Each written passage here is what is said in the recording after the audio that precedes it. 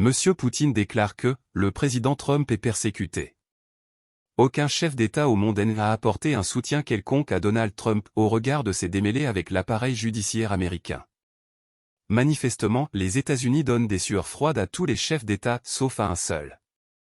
Ce dirigeant est le président Poutine que les amis à Joe Biden ont déjà accusé d'ingérence lors de l'élection présidentielle de 2016.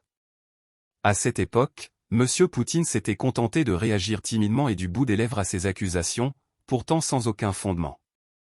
Le moment n'était peut-être pas propice pour réagir ouvertement. M. Poutine sait attendre les vents favorables pour frapper là où ça fait mal sans risquer un contre-coup. Il a déclaré, la semaine dernière, au sujet de l'ancien président américain, je cite, « Les poursuites engagées contre M. Trump constituent effectivement une instrumentalisation politique de l'appareil judiciaire américain et, à ce titre, une indéniable persécution politique qui n'honore pas les États-Unis. » Fin de citation. En d'autres circonstances que celles qui prévalent aujourd'hui, une telle prise de position dans une affaire interne à un pays aussi redoutable que les États-Unis n'aurait pas été possible.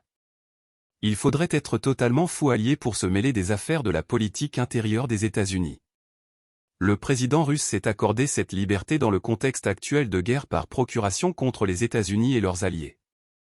Et devrait savoir que désormais, la force en tout cas sur le terrain militaire est de son côté.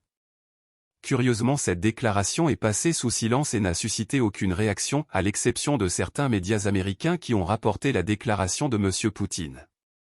Rappelons que en 2016, le président russe n'avait rien dit de tel, pourtant il avait été accusé d'ingérence et traité de tous les maux.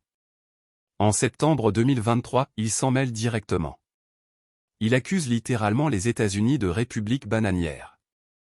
De la même manière que les États-Unis traiteraient un État inoffensif ou un pays du tiers-monde.